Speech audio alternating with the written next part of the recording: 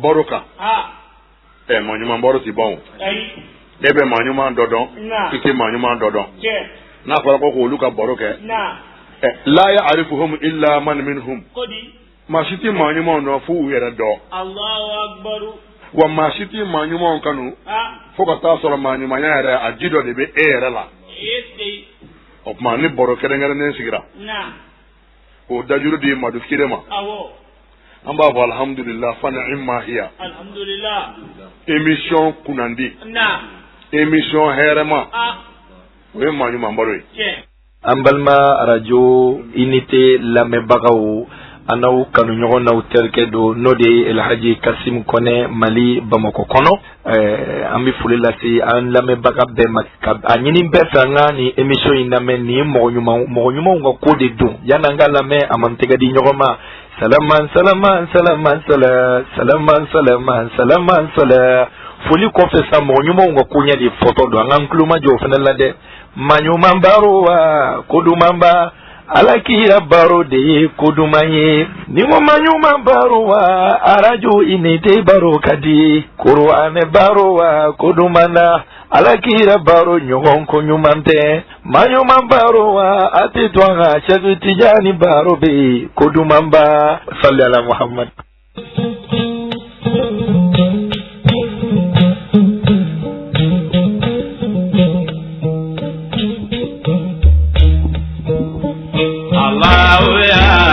أعوذ بالله من الشيطان الرجيم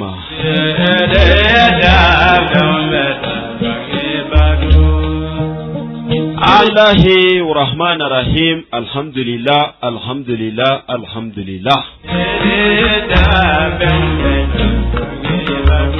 اللهم صل على سيدنا محمد الفاتح لما أخلق والكاتم لما سبق ناصر الحق بالحق والهادي إلى صراطك المستقيم وعلى آله حق قدره ومقدار العظيم. أيها الإخوة السلام عليكم.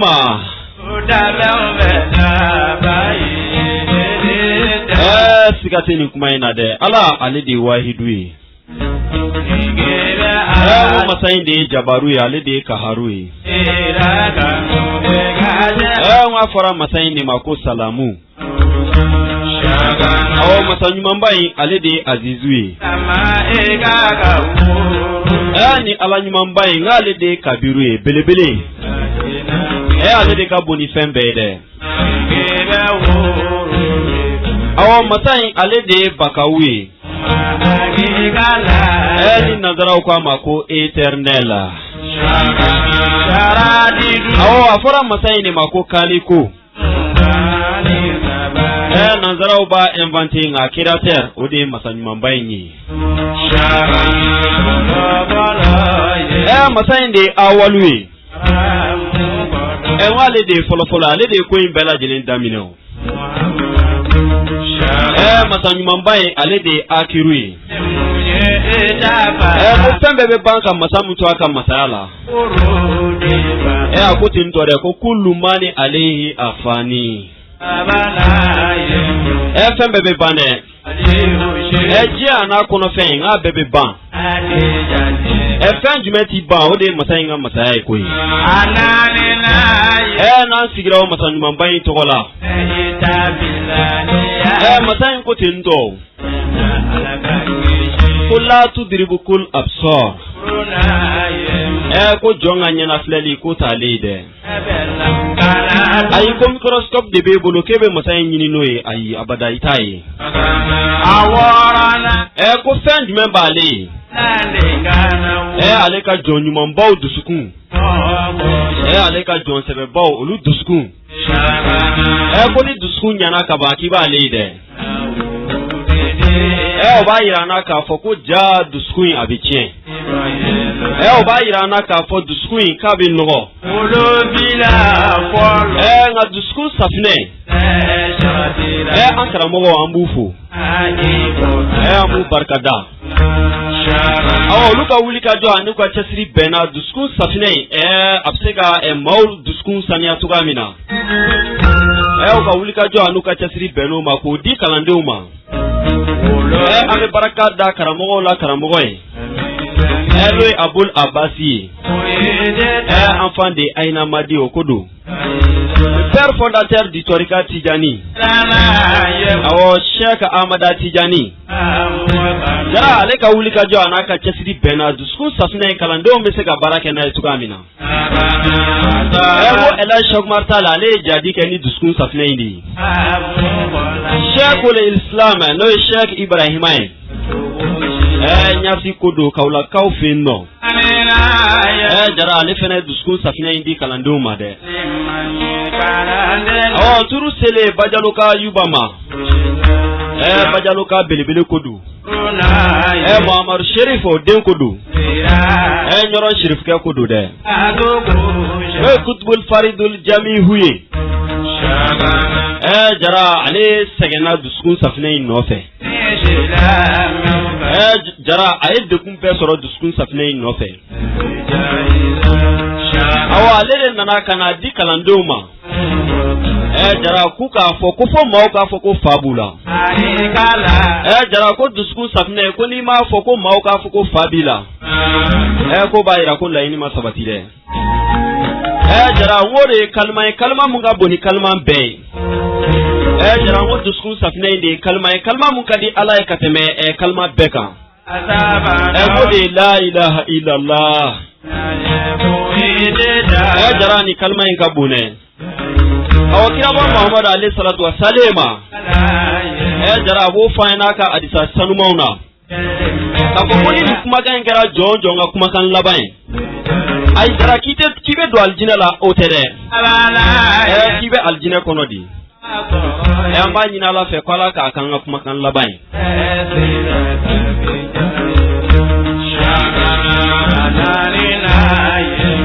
N'an bɔra yen nɔ. Masamu ko wa ma khalaqtul jinna wal insa illa liya'buduni. Je ne crée les démons et les hommes que pour m'adorer. Jinne aramaden kama anda foshi kama anga ale batoko. Ni an sigile o masanyuman bayi batoli kene kan koyi. Ni an sigile masanyuman bayi a barkadali o kene kan. Jara an b'a fɔ masa in ma k'a ni ce. An bɛ segin an b'a fɔ masa in ma k'a ni ce. An b'a fɔ suma alhamdulillah. Ko masa in de fɔlɔla k'a yɛrɛ tanu. O de kama an karamɔgɔ ko ten tɔ ko tanu naani sabatilen ko masa don. N'a fɔlɔla k'a fɔ a yɛrɛ ma ko la ilaha illa anna. Ko bato maa wɛrɛ tɛ yen nɔ maa wɛrɛ tɛ yen ka danbɔ ale yɛrɛ kelen pe la koyi. Jara a ye danni kɛ danfɛnw ye masa in tanu. Danfɛnw ye ɲɔgɔn tanu dɛ. Danfɛnw seginna ka tanu segin masa in ma. O de la n ko nanzaraw ko ten tɔ ko louange et gloire à Dieu. An b'a fɔ masa ɲumanba in ma k'a ni ce. Ale mun ka ɲɛma a n'a ka hinɛ a n'a ka funisiriya o y'a to an sigira yan nɔ bisu in na tuguni an b'a fɔ a ma k'a ni ce. I ni ce o ti fɛn fara masa in ka masaya kan dɛ. Ayi n'an m'a barikada ko an m'a a wale ɲuman dɔn k'o de bɛ dɔ bɔ a ka masaya la abada. Nka a b'o f'a ɲɛna suratul Ibrahima kɔnɔna la. Ko n'a y'a ka nɛmaw dɔn a ye k'a ka nɛmaw wale ɲuman dɔn a ye k'a ka nɛmaw barikada a ye ko lazidana ko ma. Jara k'a b'a jida an ye dɛ. O kama sanga ni wagati bɛɛ n'an sigira nin kɛnɛ in kɔnɔ an bɛ fɔlɔ ka masa in tanu. An b'a fɔ Ala ma k'a ni ce. Tuguni. N ko jumajan tɛmɛnen an y'a ɲini a fɛ k'a ka bi jumadon yira an na. An b'a dɔn k'an ka dugawu jaabira fewu f'an kɛlen k'an yɛrɛ ye bi tuguni nin studio ba in kɔnɔ nin studio normal ba in kɔnɔ nin studio sanuman ba in kɔnɔ an b'a fɔ Ala ma k'a ni ce. An ka dɔnni m'an sigi yan nɔ. K'a fɔ ko sɔrɔ de b'an na ko de y'an sigi yan nɔ. k'a fɔ ko maa ɲumanw kanu de banna ni siman sigi yan nɔ su in na dɛ masa in ka hinɛ a n'a ka ɲɛma o dɔrɔn de y'an sigi yan nɔ ka bɔ jumajan tɛmɛnen na ka na bi juma la jara ko caman kɛra a kɔnɔna la dɛ awɔ hali bi wo wulada in na u taara dɔ da dayɔrɔ laban na wa dɔ labɛn sabatilen don ko sini 10 heures k'u bɛ taa dɔ da dayɔrɔ laban na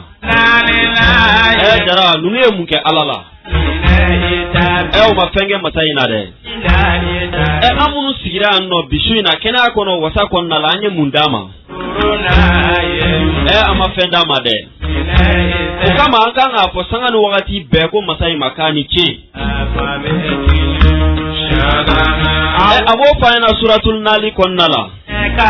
ko nɛɛma mun bɛ e bolo nɛɛma mun bɛ ne la nɛɛma mun bɛ nin na k'an kana ɲaga nin si la k'an ka ɲaga ale la koyi awɔ kuma dɔnnaw ko ten ko sani i ka ɲaga fɛn ba fufu nɔ la jara k'i ka ɲaga fɛn la fɛn mun y'a fufu an b'a fɔ masa in ma k'a ni ce awɔ ko nɛɛma n'i y'a ye jɔn bolo k'ale de y'a di ko wa fɛn b'a bolo mun ka bon ni nin bɛɛ koyi ko n'i y'a ɲini a fɛ k'a b'a d'i ma o kama sanga ni wagati bɛɛ an b'an bolo jan ka masa in deli a ka nɛɛma a k'o suru an kan jara hali k'a dan silamɛya nɛɛma ma an kan ka masa in wale ɲuman dɔn a ye nɛɛma tɛ yen mun ka bon n'o ye jara hali k'a dan kirabɔ muhamadu alayhi salatu wa salim o ka mantoya ma jara nɛɛma t'o kɔfɛ ala ye ma da o ma koyi a tilala k'an kɛ maa ɲumanw kanubaw ye masa in ma da o ma a tilala k'a nɔgɔya an ye an ka tugu maa ɲumanw kɔ jara o bɛɛ kɔfɛ a sɔnna k'an nɛngu labila n'ale yɛrɛ tanuni ala tɛ nin di bɛɛ ma dɛ ayi jara sanu tɛ nin sɔrɔ wari tɛ nin sɔrɔ dɛ ayi bonya tɛ nin sɔrɔ karama tɛ nin sɔrɔ fɛn bɛ min sɔrɔ o ye masa in ka hinɛ dɔrɔn de an b'a fɔ ala in ma k'a ni ce n'a ye masa in tanu ka masa in wale ɲuman dɔn k'a barikada wagati ko a taa dɛ an t'i jɔ yen nɔ jara an bɛ an ka kɛnɛ parfumé an bɛ barika don an ka kɛnɛ la hali n'a sɔrɔ barika b'a la an b'an ka kɛnɛ in sankɔrɔta awɔ ni zamzamiw ye kɔni ka salatu kɛ makiyu kan badayin nu an bɛ salatu k'a kan ashinu an bɛ salatu k'a kan kureshiw an bɛ salatu k'a kan bajo aminata ko don abdulayi den ko don makan yɛrɛ wolo ko don ashimu mɔden ko don mutalibu mɔden ko don abdulmanati o mɔden ko don kuzeyi mɔden ko don ilabi mɔden ko don murata mɔden ko don bajo aminata jara n ko masa in ye kale ale de kan masa in ye jɔn mun dan k'a bonya cogo la ani dancogo la awɔ masa in ko ale de ma ko innaka la khuluqin azima ko e muhammadu k'e bɛ jogo ba kan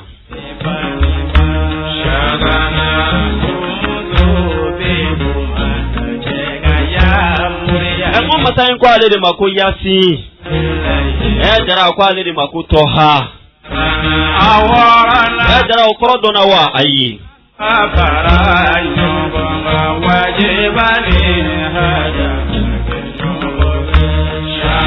jara n ko ale de kelen cili kɛra hinɛ ye ka ɲɛsin danfɛn bɛɛ ma wama arsalnaka illa rahmatan lil alamina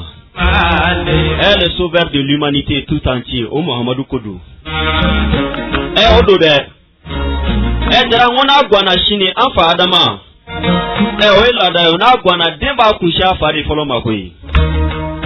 jara nka an fa adama ale tɛ se ka ko ɲɛnabɔ nin don in dɛ awɔ nabi ɲuman cɛkɔrɔbaw o dɔ tɛ nabila ye nuhu ye wa batomatigi nabila Ibrahima jara ngo ala ale bunya aw ala ko alquran kono at ma kelen pemuma ko ya le kelen tirike ngo nabila Ibrahima aw jara ngo ko nabi mando ma ko ya le kuma nyoy no nabila Musa aw jara ngaye nabi mando ke uruhulayi ale kan ni saluma jara ngani buya bannu be kofe shini olutse ga kunya na bode aw bajo amina ta kilimpe ore na ala kwa ma alquran kono ko wala sawfa yuti karabuka fatarda jara ni aklisi kuma be alquran kono alquran haya nya doide aw ko Muhammadu ambe sonki son fiere ba foko ala kwa tutimto fo ira ba fo ki watara na bajo amina ta jome hine ka bo ay foni sirala mataka jara ba fo quality wataka tangi alema mantu be aljine konnala ali ka dawma jara an kan asaratu ke ni cebaika o beka boy no wala ko alquran kono wala rabika salatu ke cibaika aw baray flana ko kan malake o beka ke baray sabana ama bewuli de jomunu dara saka kunna jomunu dara shini koko be awlu weli de kuka salatu ke ni cebaika sana ngado ma nyuma nga kene kono ma nyuma kuntigi do aw nie jojo e kai buya sura be asura nini Muhammad Mustafa ini aw ni be fe ka ke buya tigi ka ke karamatigi jara ibi glo Muhammad Mustafa la de Allahumma salli ala sayidina Muhammad al-Fatih lima ukhliqa wal qatim lima sabaka nasiril haqqi bil haqqi wal hadi ila siratal mustaqim wa ala alihi aka qadrihi wa miqdar lazima fala kan nafana horomai jian anilahara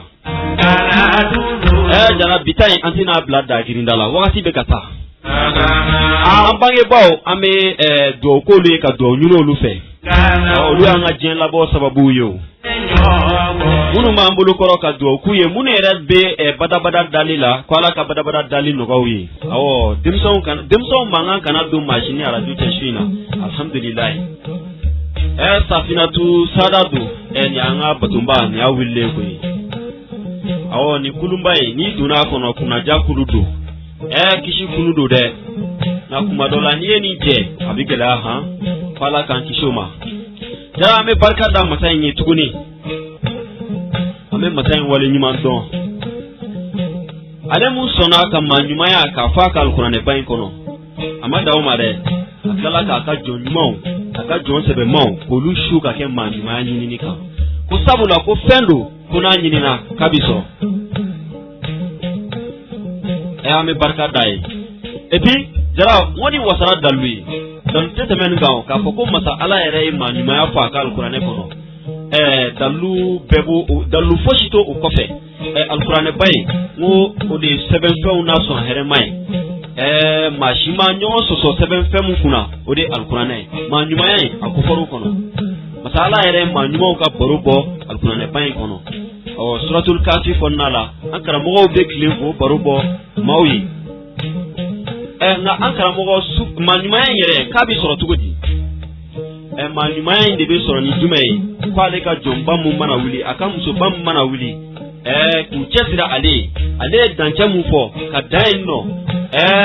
ka shujo ale kuma dola naflaula kuma dola ale to sanuma o folila kuma dola ka salatu ke chide mbaika ma nyuma ere nga o ya asoroli sira tirima ere doe ka salatu ke chide mbaika o beko fiance ankara mo sufu ko te ndo ko mama kuna ja mami kuna jara fitugura jon kuna duko ko mama nya feu mami nyana ko fini tugura jon nyale uko awoni tugura jon sele uko yere bi seu alhamdulillah ankara mo sufu ko te wa ayre bo kan koy ka karamo ko yini yere la o ki la fi alhamdulillah wo ni ma teme be bine alhamdulillah ni baroy na be si o jon sele ni jomunu sona ku seme u jonyogo na alhamdulillah ame baroy si olude kan ko luga baro bo mun b'a to maaw bɛ se ka nisɔndiya cogoya min na, maaw bɛ se ka farifoni sɔrɔ cogoya min na, maaw bɛ se ka cɛsiri sɔrɔ k'a fɔ ko u bɛ fɛn mun kan ko fɛnba don.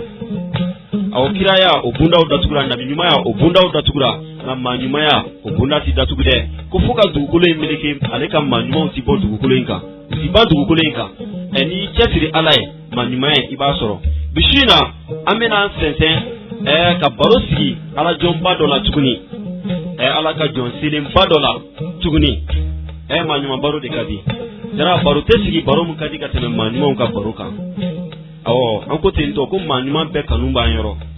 N'Ala y'an garisɛgɛ don maa ɲuman mun na don min an bɛ baro sigi o kan. Bisi in na an bɛna an sɛnsɛn ka taa sinzannikaw fɛ yen nɔ. Alahu akbar. Maa ɲuman caman tɛmɛna yen dɛ. Jara, wa hali sisan maa ɲumanw bɛ yen nɔ. Maa ɲuman den o ye maa ɲuman ye dɛ. Maa ɲuman bɔnna o ye maa ɲuman ye. Alhamdulilayi. Su in na an bɛna baro sigi Ala jɔn jumɛn la? O de ye Mohamed Ali Sugule. Sinzannikaw fɛ yen nɔ. An ye wele bila an karamɔgɔ ma n'o ye Seydina Umar Sugule. Ni Mohamed Ali yɛrɛ Sugule mɔden don. Alhamdulilayi. Su in na ale bɛna ka na baro bɔ an ye Mohamed Ali kan. Mohamed Ali yɛrɛ tun ye jɔn ye? Alhamdulilayi. Bisi in na an b'a ɲini lamɛnbaaw fɛ u ka bisi in na baro lamɛn. Bisi in na baro ka di. Ni poussière dalen don i ka radio la, poussière bɔ a la dɛ. Maa ɲumanw ti ɲɔgɔn fɛ. Alhamdulilayi. Wa volume Amadu Jara dɔ fara i ka radio in volume kan. Kana to mankan foyi ka don i ni su in na baro cɛ. Bisi in na an bɛna fɛn bɛɛ kuma dɔ la an famana ka mun ɲɔgɔn mɛn, kuma dɔ la an ma deli ka mun ɲɔgɔn mɛn. Seydina Umar Sugule a ye kɛnɛ sɔrɔ. Alhamdulilahi. An bɛna kuma galama tɛngu a la. Bisi in na baro ka di. A ka kuma ɲɛbilaw kɛ yanni an bɛ don baro kɔnɔna la. Alhamdulilahi. Bisi in na baro ka di. Seydina Umar Sugule, assalamu alaikum. Wa alaikum salam wa rahmatullahi ta'ala wa barakatuhu. Folikan ani kuma ɲɛbila yanni an bɛ don an ka bisi in na baro kɔnɔna la.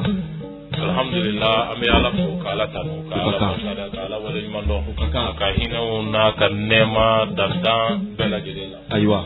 Kuranɛ b'a fɔ an ye fama bikum min ni'matin famin Allah. Kosɛbɛ. Hɛrɛ o hɛrɛ bɛ adamaden na ka daminɛ i sen denŋunu na fo ka se kunsigi ma, a bɛɛ bɔra Ala yɔrɔ. Allahu akbar. Min bɛ se ka barikada, min tɛ se ka barikada, la tuhsa wa la tu'addu. Ala ka hɛrɛ, Ala ka hinɛ jɔn kan. A tɛ se ka jate, a tɛ se ka fara ɲɔgɔn kan. Ala n'a caya fɛ. Allahu akbar. Donc min masa in fo, k'a barikada, k'a waleɲuman dɔn, a ka nɛɛma bɛɛ lajɛlen. Kosɛbɛ. Ala min sɔnna k'an kolongolo ka na an sigi nin kɛnɛ nɔrɔma in kan ani nin kɛnɛ sanuma in kan, kɛnɛ min bɛ n'a tɔgɔ dalen bɛ Ala ka jɔn ɲumanw na. Jɔn ɲumanw fɛnɛ olu kanubagaw de bɛ yen. An bɛ foli ni barika ni waleɲuman dɔn kɛ radio unité lamɛnbaga kelen kelen bɛɛ lajɛlen. Ayiwa. K'an ka masayikow fo, k'an lamɛnbaga bɛɛ lajɛlen don kiramaya na, k'a fɔ bɛɛ ma ko assalamu alaikum wa rahmatullahi ta'ala wa barakatuh. Wa alaikum salam Sugule. Alhamdulillah. Seydina Umar an b'i fo k'i waleɲuman dɔn. Ka na an ka wele jaabi bi su in na an ka nin kɛnɛba in kɔnɔ n'o ye maa ɲuman baro ye. Juma o juma don 20h pile 21h30. Alhamdulillah. Su in na i ye kɛnɛ sɔrɔ. Su in na an bɛna baro sigi ni Ala jɔnba in kan n'o ye Mohamed Ali Sugule. A ka ziyaraw b'a la k'u sɛnsɛn ka se. A ka kan an ka dɔ fɔ a kan. Maaw k'a dɔn Mohamed Ali Sugule yɛrɛ tun ye jɔn ye. Alhamdulilahi. A ka baara kumabaw i k'i da don a la ka walawala an ye su in na. An bɛ se ka farifoni sɔrɔ cogoya min na, an bɛ se ka nisɔndiya sɔrɔ cogoya min na an ka bi baro kɔnɔna la. An b'a ɲini fɛ sa i k'i da don i mɔkɛ in na k'a fɔ an ɲɛna. Alhamdulillah jire, yani an k'a fɔ Mohamed Ali Sugule ye, an b'a fɔ n ko el awliyaw. Ayiwa. N ko maa ɲumanw fɔlɔ. Kosɛbɛ. Maa ɲumanw humul arifuna billahi ta'ala, olu de maaw ye maa minnu bɛ Ala dɔn, Ala ni ka sekɔrɔtalen. Almuwazibuna ala ta'ati, olu de mɔgɔw ye minnu duminen don Ala bato kan. Allahu akbar.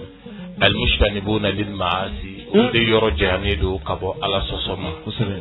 Almuriduna anil inhimaki fi talabi dunya, olu de maaw ye maa minnu y'u kɔ don diɲɛ ɲinini ma. Allahu akbar. Walizatiha wa shahwatiha, diɲɛ ja, diɲɛ damu, diɲɛ bonya, diɲɛ kɔrɔta, olu kɔ don bɛɛ lajɛlen na. O kɔsɔn diɲɛ b'olu nɔfɛ. وهم نما ما يمون دون رضي الله عنهم على كجنك بوما على أنواع وبنون يا دم دولة أعظمهم من كبون كتمو بلا جلما أبي فاضي ما كو الكتب الله أكبر وهو خليفة رسول الله صلى الله عليه وسلم خطبه على كراك خليفة ولا يعقل إلا من كسب يده كتبه تسوى فوي بلا داكونا فاير بولي فمسنة الله أكبر نيو يما نيوما أبي جات كتبه الله أكبر شيخنا محمد علي السبلي أبغينا 1945 الله أكبر سيزاني أوتشباي مي شيخ محمد علي السبلي كسبة أي قرآن كلا أفابلو نوي الحاج بني سبلي أبي فوري ما كو سيزاني كرامو الله أكبر نافورا سيزاني كرامو أكينا فو كرامو وروتي سيزاني يري دوغي ni temena dakeli dafla dasaba akachala fe nanna yise karamogo du doma Allahu akbar afale do karamogo la yoro jumay albasri kona de kadu Allahu akbar man soso kasi zali odu dafuru karamogo kasi zali odu mami tungara kasi zali odu ba karamogo tungara kasi zali wallahi karamogo amadu ka dugu kusebe ode sizali bashiru damil ka dugu ode sizali jawte menay alhaji benga subule ka dugu Allahu akbar dafuru karamogo temena sizali ali ko asi ka bobo jurushi qur'ana bobo kal bobo jurushi qur'ana o duwi ne kodo nga alhaji benga subule ala sona ko de ka on ni yoro ka on bo o chebay de la ka ammi aka doni norona wa modali subule kalanke afabay mbolo do alhaji benga subule ay qur'ana kala bolo aywa qur'ana kala ne ko ka kitabu do kala fayya di aterke mano isrike silay shola aywa isrike silay re akon sigile messi zani akule pesi zani akon sigile meide sana bita shola yana ka ila mashola kanto sizani sigila aka so de la ka boka be kolona so de la ki to ngaya kila ka bi kolona abine kolona sirgi silana ni jo kolo dala yisulaila ila azam urdi so de bora abora yera ma ka soro mama jiga no fe ga mama jiga ko sirgi silaya yo sizani chawte ma ayela mane shwala awo aka yela mane to ya o ya da mana histoire yi angala ni to no fe fabayin no yebenga sugule ay Sheikh Muhammad Ali sugule di siriki silama aka kalanke eski atara siriki silafi ay fiqhu kitabu kalabulu fiqhu kitabu kalane ko ay lugha kitabu jama kala siriki silabulu aywa fay sorla ka minawla kata di chorno hadi cham denge ma segu no Sheikh Abubakar Cham ko se Abubakar Cham ko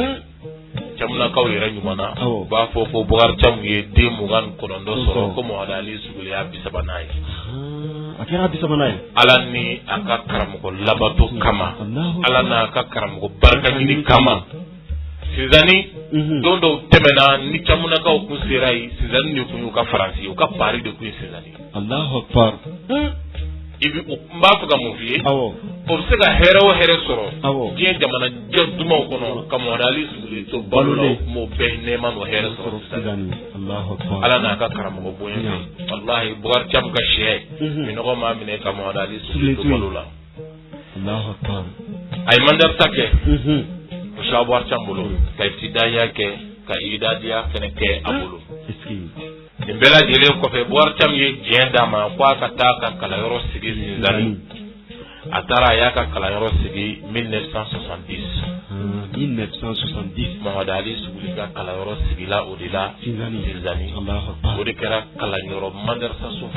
follow ye min sigira zinzani Allahu akbar nga ya soro kalamblo be de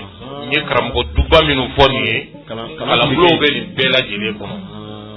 nga madrasa modali sugule di nana nayi akera bugar cham ga kalawro bulu farado e kata sizani Allahu akbar kalandam nena o togo yala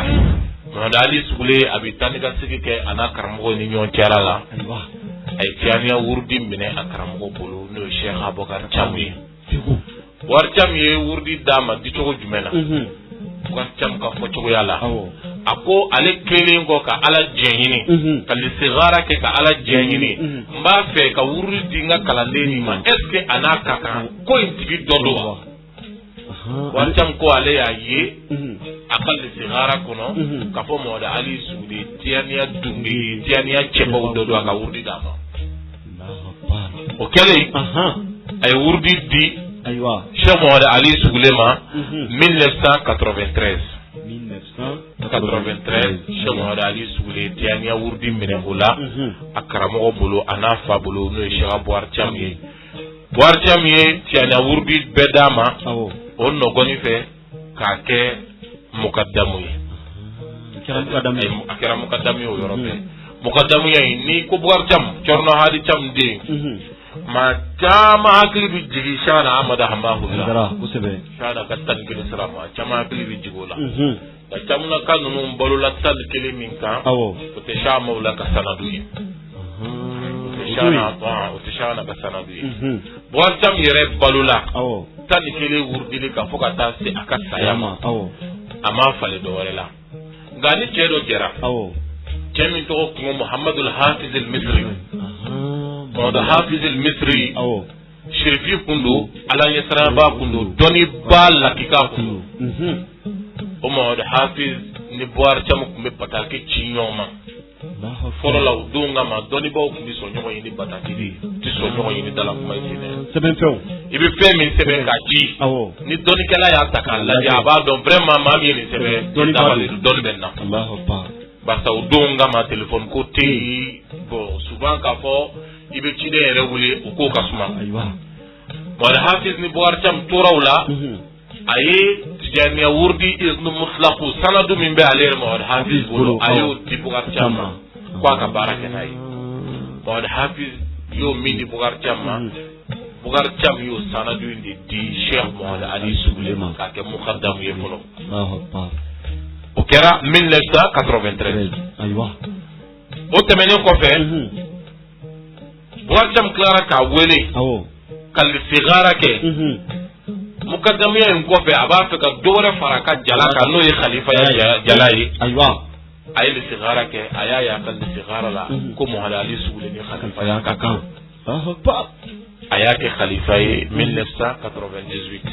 Mohamed Ali Sougule khalifa ya iznu mutlaq so basta iznu ya khalif lai muqayyad bi iznu mutlaq bi kusebe Mohamed Ali Sougule Boar Cham ye adama ka beni ni saide Allahu akbar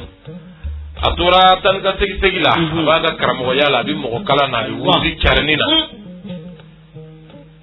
ay zawiya sigi sinzani o 1998 ina aywa aka zawiya ya soro zawiya koroba do be sinzani koroba do kumbe akme fama ko moshi salifu moshi salifu yengwe shana ka kalandinge Allahu akbar abalula ni shana kanuyi afatura ni shana kanuyi nda ya seta ko shana madama wallah haidara kaba ko maba chewdo tay korobai ala ya ke anale sizani wesi goro min dama utara be dine sokola de jino sigoro dine sokola anga dimse ya ko na salifu jino yi cheni minga ka kala no na anyo yi jino yi cheni minga do na anyo yi ayre bara min da jino ka anyo fene Allahu akbar shana maulaka kalandini kundu ali ka zawiya kumbe sinzani Cheikh Sougule ka zawiya na nasoro o zawiya koroba imbe ga tan kile zawiya de do Allahu akbar o bete menen ko fe an sigira sigi kunyere minano e ziyara yi ziyara kera ke chugo jumena annanan na chugo jumena Cheikh Mohamed Ali Sougule ka hadra kono Bamako ya wati do temena karamogo min ye entreprise c'est-à-dire ka moriya ke entreprise Mohamed Ali Sougule bolu yewla ka ke entreprise kore mu ye sebe dilalaw ka côté filɛ saraka feerelaw ka côté filɛ saga feerelaw bɛ yen kolon feerelaw bɛ yen sɛ feerelaw bɛ yen yɔrɔ ni i mago bɛ nin fɛn ninnu na i bɛ taa ka taa ɲini de mais olu yɛrɛ de kun wulila c'est-à-dire ka na ka yɔrɔ kɛ sugu k'a ka yɔrɔ kɛ sugu yɛrɛ mankan ni i mago bɛ fɛn min na dɔrɔn i bɔ i b'o sɔrɔ da la bɛɛ kun bɛ balo a la sɛ feerelaw kun bɛ balo a la saga feerelaw fini feerelaw bɛɛ lajɛlen kun bɛ balo a la c'est-à-dire a kun bɛ jigin yɔrɔ min na Darabina dɔgɔnin na a terikɛ kun bɛ yen n'o ye dɔgɔnin Tarawele o kun y'a jɛɲɔgɔn ye a kun bɛ jigin o de fɛ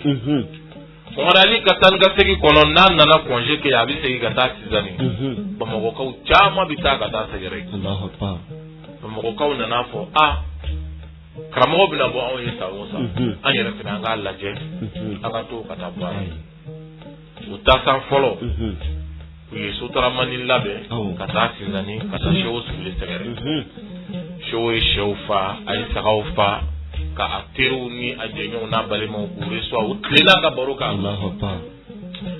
o kɛcogoya a ma Sewo lafiya a ma lafiya barisa u tilenna ka balimaya barow kɛ ka yɛlɛ ni tulon ka dumuni kɛ wula sera u seginna ka na o kɛcogoya ma Sewo lafiya o nana sa Sewo ko a ko aw bɛ a ka baaraw bila k'a ka makow n'a ka ciw bɛɛ dabila ka na ne sɛgɛrɛ Sinzani a nali ka di n ye kosɛbɛ dɛ ne bɛ fɛn min di aw ma o ka dɔgɔ aw la o tɛ foyi ye nka a y'a to n ka fɛn wɛrɛ di aw ma fɛn wɛrɛ min bɛ n'a jago tɛ guala fiyewu a ti gala fɛn min jago tɛ guala a y'a to n k'o di aw ma an ka ziyara in kɔnɔ aw bɛna bɔli min kɛ ne ye sisan an ka kuranɛ kalan don a la an ka dalayilu kalan don a la hami dɔ b'aw la walahi ne ka wari tɛ se ka ɲɛnabɔ hami dɔ bɛ ne na aw ka wari tɛ se k'o ɲɛnabɔ o tuma na ala min sɔnna k'an kafo an ka ala ko don an ka jɛ in na ni y'a sigi cogo dɔ ye nin ye ziyara sigi cogo ye u ye kuranɛ kalanw kɛ ka dalayilu kalanw kɛ ka dumuniw kɛ bɛɛ lajɛlen t'a la o san fɔlɔ mɔgɔ minnu nana o kɛnɛ kan ala sɔnna a ma n'a kɛra mɔgɔ 10 ye mɔgɔ 7 ka hamina ko dilan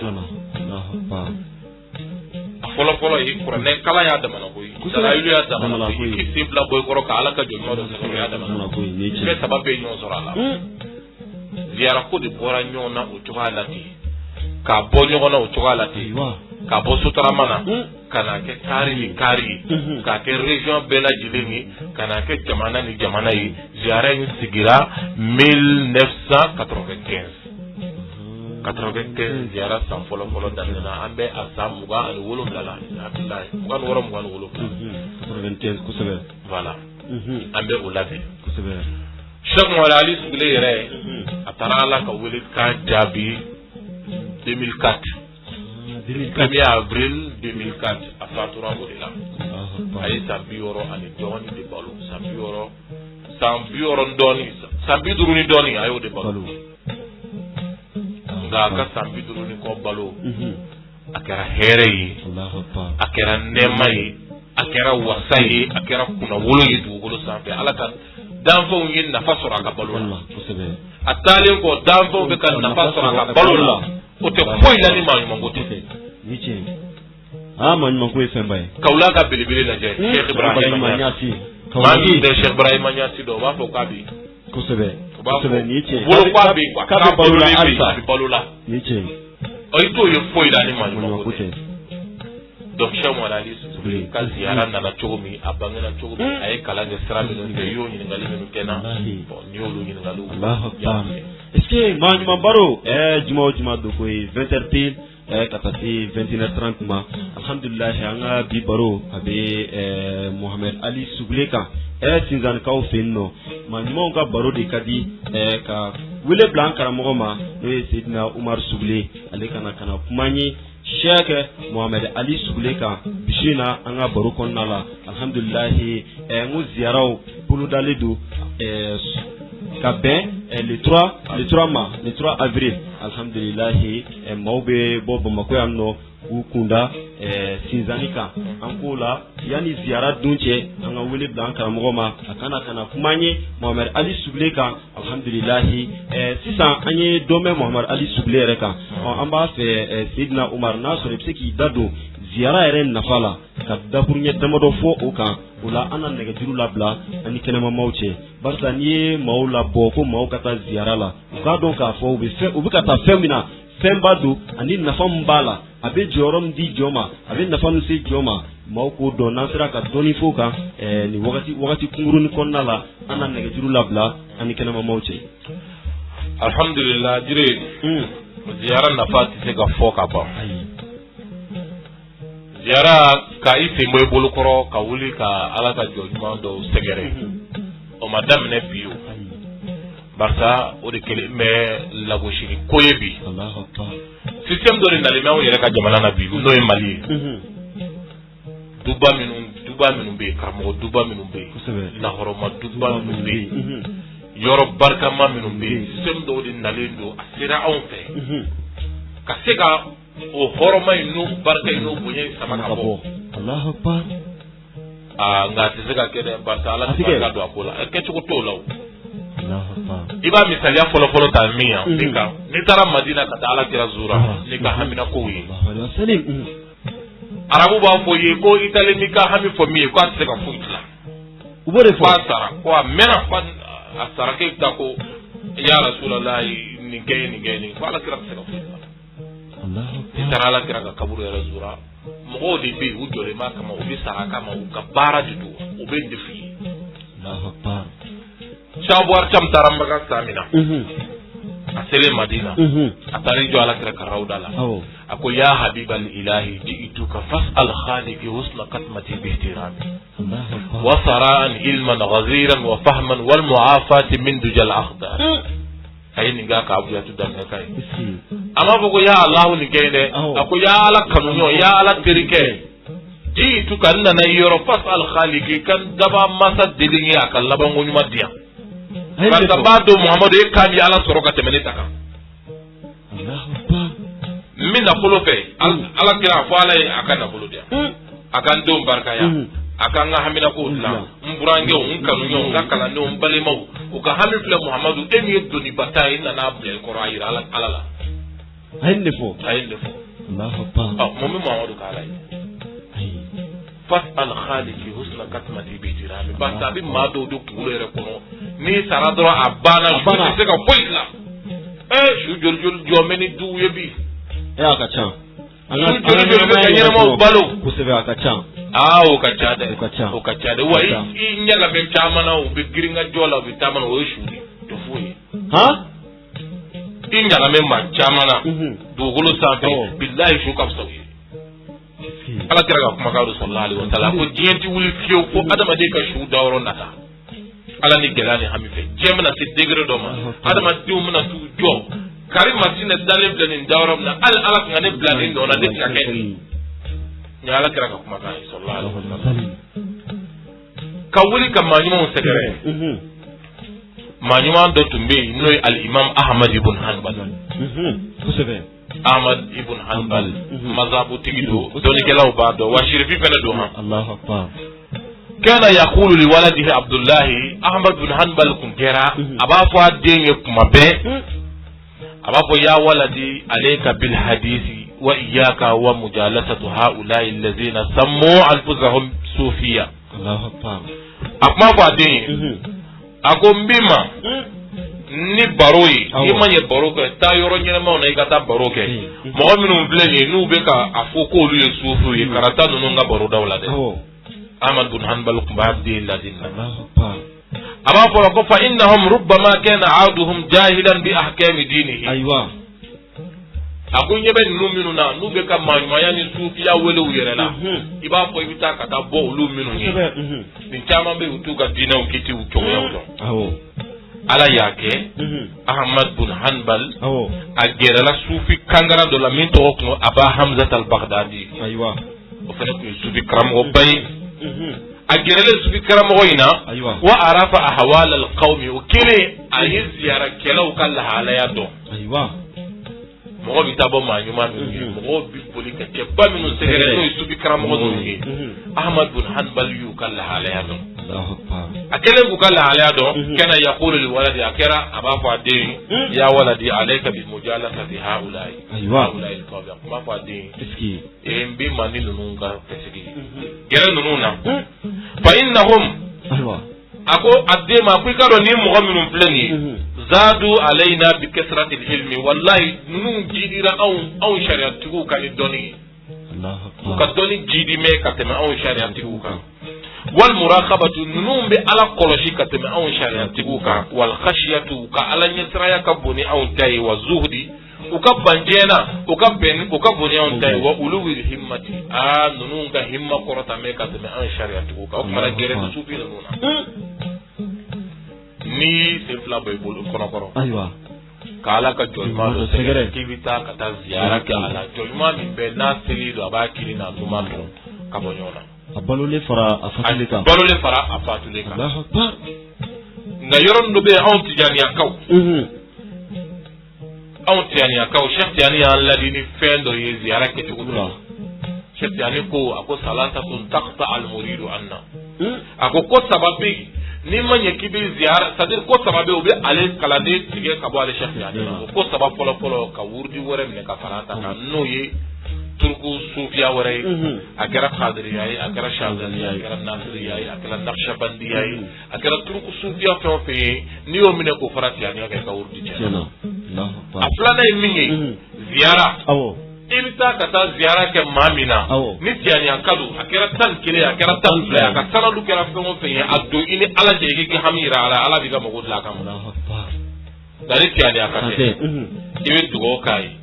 asigoro la ibi tege jabi dugo ke yere ibe wuli ka tani yere ita do ile ala ke Cheikh Tiani ko kale ka wurdi sharti ni ibe mo wara no kala chere la mami nda ka wurdi odi ko dora ti faraka mo min da ka wurdi odi ko ni ndana ziyara ke ale c'est-à-dire ko ni tara ziyara ke ibi ziyara ke mina kana do ni ala ke ni Tiani Allahu akbar ne bolo ni no kele de kuma ina ni kuma jeli ko se Tiani kitabu belage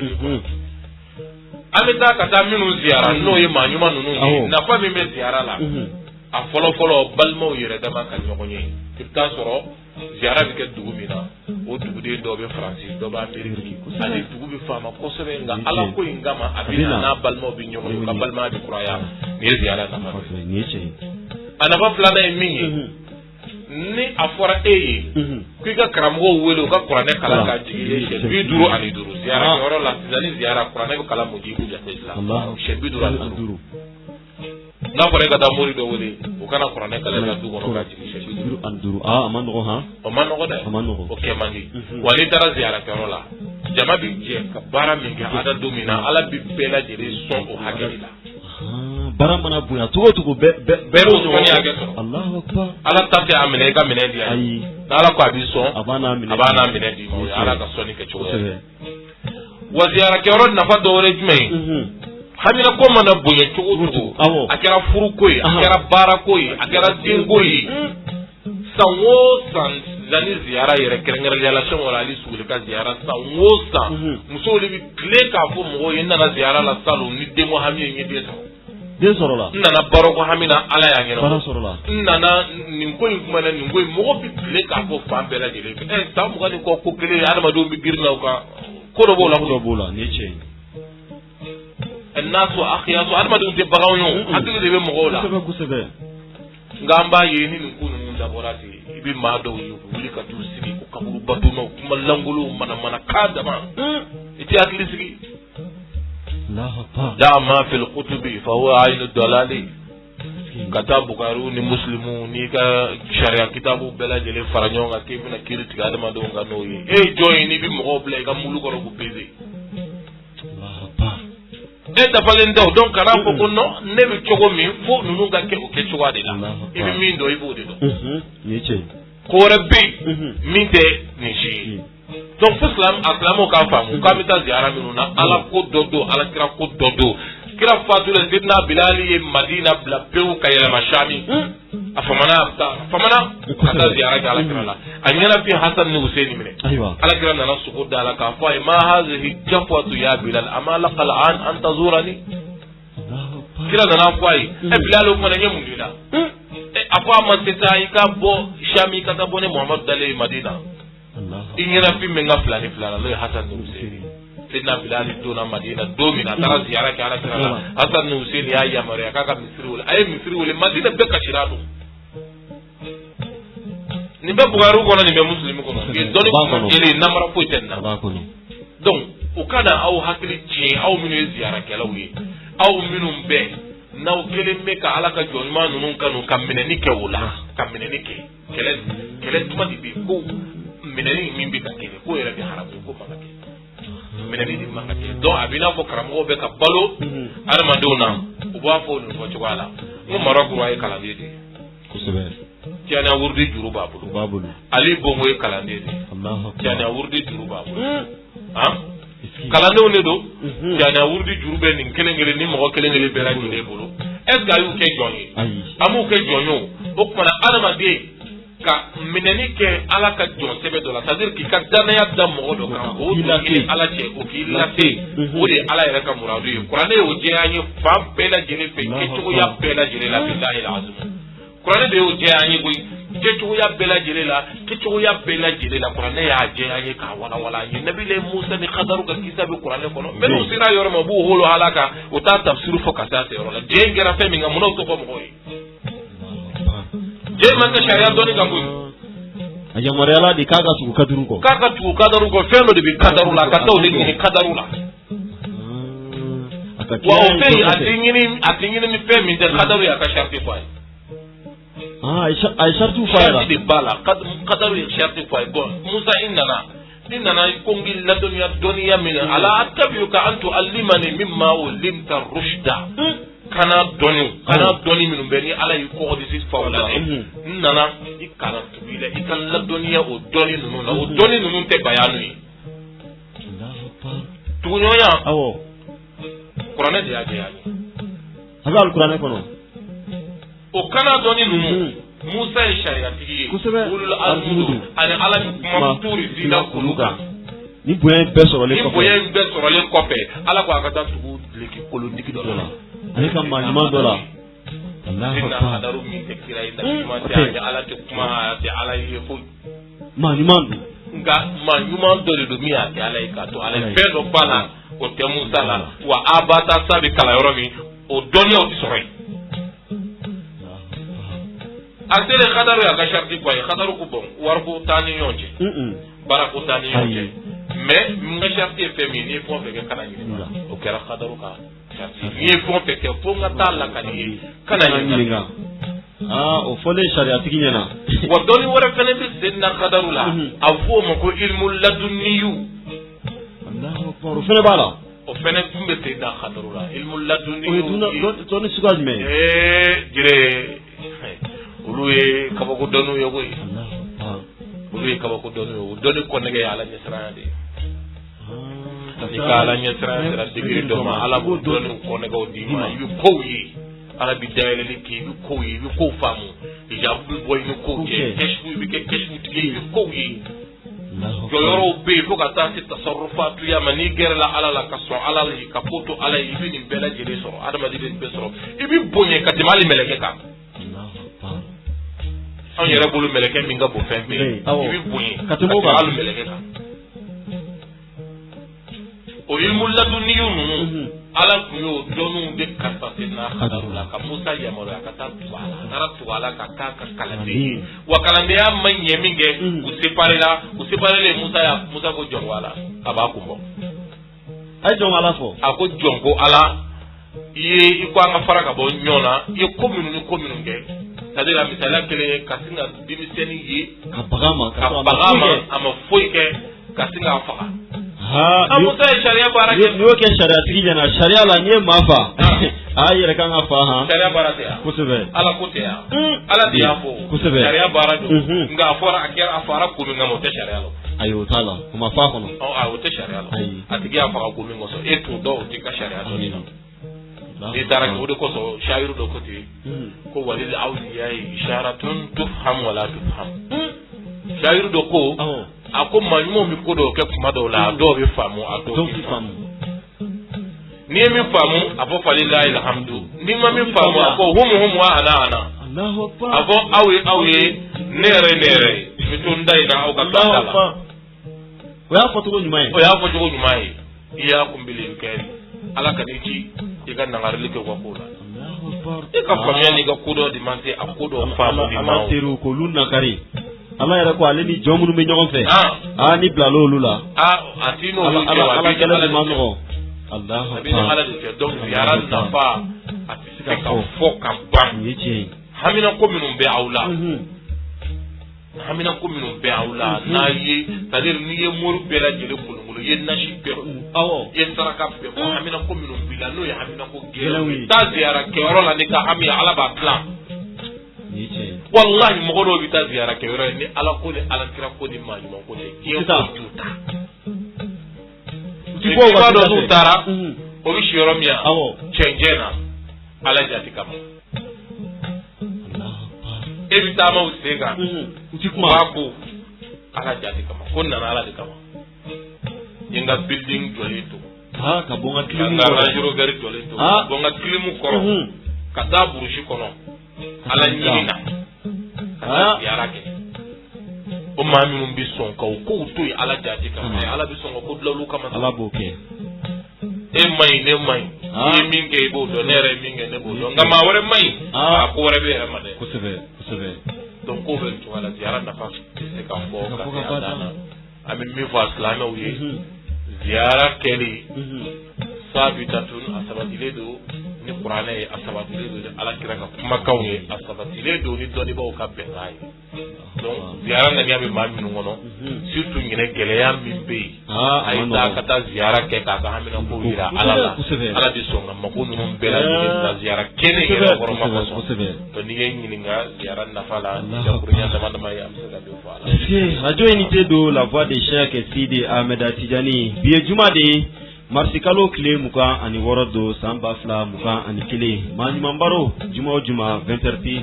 20h30 ka wole blan karamogo ma o kana kumanye ala ka jonimo kan ala tiru kan ala yɛrɛ ko k'ale ni jɔn minnu bɛ ɲɔgɔn fɛ sanga ni wagati bɛɛ olu ka baroda kɛrɛnkɛrɛnlen mun sigilen don la voix de Cheikh Sidi Ahmed Tijani antenne sanfɛ an b'o kɛnɛ de kɔnɔna la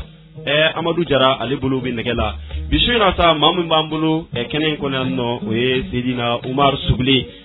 ni ale ye Mohamed Ali Sugule mɔden an ka baro b'a la ka boli Mohamed Ali Sugule yɛrɛ de kan su in na alhamdulilahi a ka ziyaraw bolodalen don ka bɛn azirikalo tile 3 ma san 2021 maaw bɛ bɔ yan nɔ k'u kunda sinzanikaw fɛ kan alhamdulilahi an bɔra ka Seydina Umar lamɛn a ye dɔ fɔ an ɲɛna Mohamed Ali Sugule kan an ye wasa sɔrɔ an ye nisɔndiya sɔrɔ maa ɲuman ninnu ka baro de ka di o kɔfɛ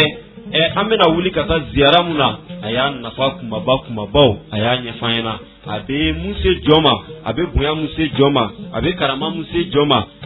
Amadou Jara dɔɔni de sera k'a fɔ ziyara nafa la ka wuli ka taa ala jɔn dɔw sɛgɛrɛ o bɛ mun di jɔn ma an tɛ se k'a bɛɛ fɔ kɛnɛ in kɔnɔ yan nɔ a bɛɛ tɛ se ka fɔ hali n'a ko k'an bɛ ɲinan bɛɛ kɛ k'a bonyaw fɔ k'a karamaw fɔ k'a nafaw fɔ an tɛ tila hali k'a da jama mun bɛ fara ɲɔgɔn kan nin kuma dɔ la maa dɔ bɛ sɔrɔ jama in kɔnɔna la maaw tɛ kelen dɛ Jara jɔn dɔ bɛ sɔrɔ o jama in kɔnɔna la mun ala bɛ sɔn ka bɛɛ mago dilan o jɔn kelen pe kama nin kama ka wuli ka taa ziyara la an tɛ taa kaburu ninnu bato koyi ayi Amadou Jara an tɛ taa kaburu batoli la dɛ an bɛ taa de k'a fɔ a ka jɔn ɲuman mun dalen filɛ nin ye ko ala kɛ ni karisa in kosɔn wa ala b'a kɛ koyi kuma dɔ la an b'a mɛn an karamɔgɔw yɛrɛ da k'i ka ko kuma dɔ la k'i bɛ se k'a fɔ ko jɔn dɔw bɛ yen nɔ olu selen don dɛ ko ala olu dalen k'i b'a f'u ɲɛna ko karisa fɔ ala ɲɛna ko ala k'an mako in dilan k'a bɛ kɛ alhamdulilahi Amadou Jara an b'a ɲini ala fɛ ni ziyara dunba in ala k'a jira an na ka musakako bɛɛ lajɛlen nɔgɔya Seydina Umar Sugule ale nana ka dakuruɲɛ damadɔ k'o f'an ɲɛna Cheikh Mohamed Ali Sugule kan ani ziyara yɛrɛ nafa min b'a la a bɛ bonya mun se jɔn ma a bɛ karama mun se jɔn ma a bɛ hami mun wuli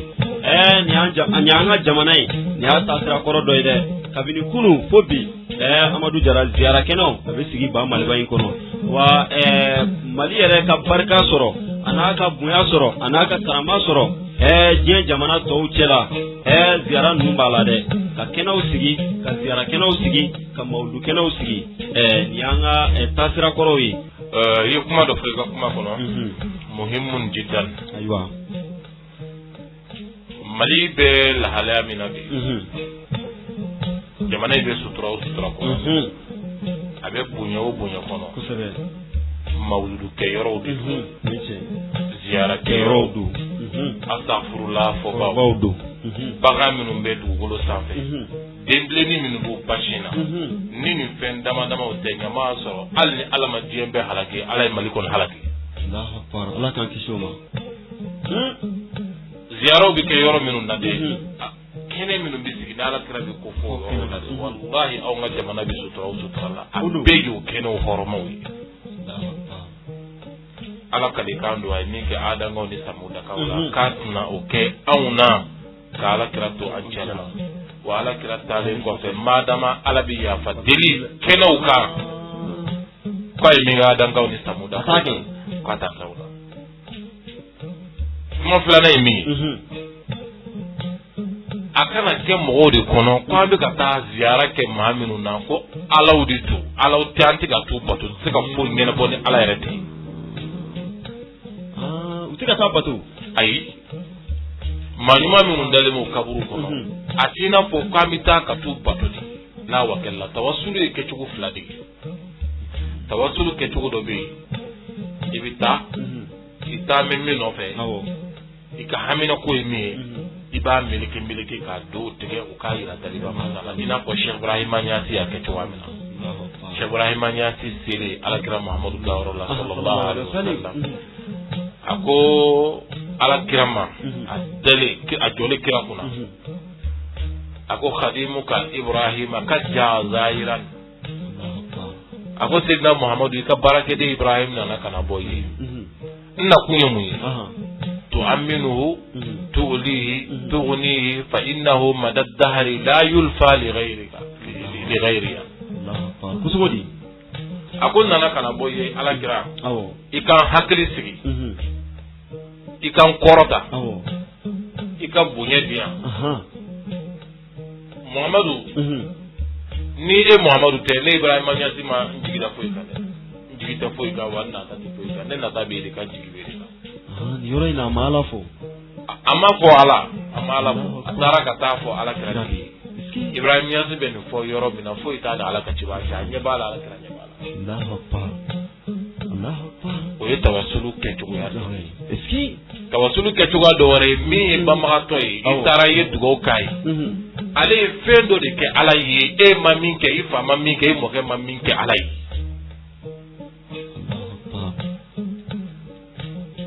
nga shamatiya ni sabina ni ko kɛ kalwala kosɛbɛ ni ma min dari sɔrɔ sigi shamatiya ni kaburu la ala ɲaɲi ni ba amatiya ni sabina ni ko min kɛ kalwala ay ala bato minnu k'a kɔnɔ ay astaghfirullah minnu k'a kɔnɔ ay ala bato min a kɛ o hɔrɔma kɔfɛ ne ka hami place la a dilan o ni amatiya ni bato ye kelen ye Allahu akbar a bɛ kɛ nin cogoya in de la a bɛ kɛ nin kɛcogoya de la i taara maa ɲuman kaburu la i bɛ dugawu k'a tigilamɔgɔ ye n'i ye dugawu k'a tigilamɔgɔ ye ni ka danaya ma don i b'a dɔn ni ala cɛ kun tɛ i b'a don ni ala cɛ i b'a fɔ ala k'i mako dilan o karisa kɔsɔn a bɛ dilan kɔsɔ bɛ yen an bɛ jira ni kɔsɔn tɛ ɲama sɔrɔ ko tɔ bɛ da jira diɲɛ yɛrɛ min tɛ foyi ye ayi hali k'a dan hali an filɛ ɲɛ sigi mun na Bamakɔ yan nɔ i b'a sɔrɔ dɔ bɛ ka surafana dun bi dɔ kɔsɔn surafana dun dɔ kɔsɔn nin ye tiɲɛ ye anw bɛ ni maa ɲuman bɔrɔ min na nin ye sa Bamakɔkaw yɛrɛ ɲuman na i b'a sɔrɔ nin fɛnɛ digilen bɛ dɔ la Bamakɔkaw ka terme ta nin digilen bɛ dɔ la nka ko ninnu de bɛ ten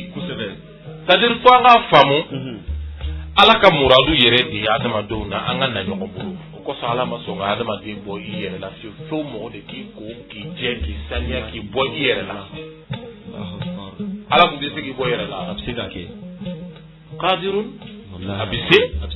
nka a ma sɔn fo i bangebaa fila olu de k'i bɔ i yɛrɛ la dɔ ko olu fɛnɛ bɔ u yɛrɛ la dɔ ko olu fɛnɛ bɔ u yɛrɛ la wa n'i bɛ taa fɛnɛ d'a ma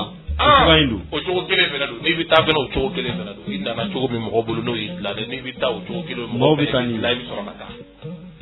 ne ko k'e ti tugu maa na ko maa ma fisa i b'o fɔ maa kunkolo datugulenw ni maa yɛrɛ hakili an balima marakaw ko ten ko sogo ta banɛ ayiwa visible ko maaw tɛ kelen ko de bɛ ten fo mɔgɔw de ka nin faamuya quoi nafa foyi tɛ yɛrɛ bonya in na k'i sigi k'i yɛrɛ bonya k'i yɛrɛ kɛ ko dɔ i tɛ ko min ye ne tɛ tugu maa na ne tɛ gɛrɛ maa na ne tɛ kuma maa fɛ fo mɔgɔw de k'a kɛ ne ni mɔgɔ e m'a kɛ maa ye maa b'a kɛ wagati banna ayiwa wagati banna an ka dugawu kɛ nin kan ni ala sɔnna ma n'ala ye émission wɛrɛ yira an na inshallah an bɛna walawalali kɛ kosɛbɛ baara tɔ ni ala sɔnna ma ala k'an ni sara min arabi Seydina Umar Sugule an b'i fo k'i waleɲuman dɔn alhamdulilahi an ka wele jaabi la ni sigi kɔnɔna la maa ɲumanw ka kɛnɛ kɔnɔna la juma o juma a bɛ sigi aw ye 20h pile ka taa se 21h30 ma alhamdulilahi Amadu Jara an bɛ lamɛnbaaw fo Mali kɔnɔ Mali kɔ kan alhamdulilahi maa minnu b'a la k'an lamɛn neti sanfɛ n'o ye Zeno point radio unité FM ye alhamdulilahi n'i y'o don radio Tijaniya Mali n'i y'o don Zeno kɔnɔ i bɛ radio unité lamɛn ka kɔfɛ maaw fo maa minnu sɔgɔlen don an na nɛti sanfɛla la an b'u bɛɛ fo k'u bɛɛ wale ɲuman dɔn Amadu Jara bi sigi e bolo tun bɛ nɛgɛ la ka baara in bɛɛ lajɛlen na kɔlɔsili to Mukadan Babatal fɛ kuma galama denkɛ an ka kalandikɛ Muhamadu Gire alhamdulillah bisuna baro ani Sedina Umar Sugule de tun b'a la k'a kɛ baro in bolila Sheikh Muhammad Ali Sugle ka ani ziyara yɛrɛ nafa ni jɛmukan banna ka Sedina Umar Sugle yɛrɛ wele k'a lasɔrɔ ɲininkali bɛ maa minnu bolo walima folikan bɛ maa minnu bolo a b'a lasɔrɔ 73 23 32 69 73 23 32 69 ka maaw ladɔnniya halisa maa ɲuman baro émission maa ɲuman baro a groupe bɛ yen nɔ ni maa min bɛ fɛ ka yɛlɛ a kan n'u y'an wele alhamdulilahi an b'i layɛlɛ groupe in kan foyi tɛ k'a sanfɛ ala ka jɔ ɲuman ninnu an bɛ émission minnu kɛ yan k'olu kofɔ a kan alhamdulilahi ka bɛɛ fo ka bɛɛ wale ɲuman dɔn ka an yɛrɛ wele k'an nasɔrɔ kalanden baaraw don k'an ka filiw corriger a b'an nasɔrɔ 75 walima ni maa min bɛ fɛ k'an bilasira barisa kalanden baaraw don ani fili ti ban k'an wele k'an bilasira k'an ka filiw corriger 75 40 91 99 75 40 91 99 an b'a fɔ Allahumma salli ala sayidina Muhammad الفاتح لما أغلق والقاتم لما سبق ناصر الحق بالحق والهادي إلى صراط المستقيم وعلى آله حق قدره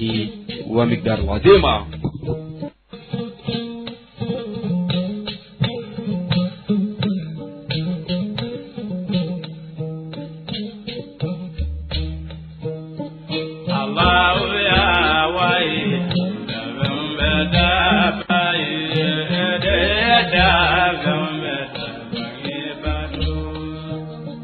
Allah ya waidu da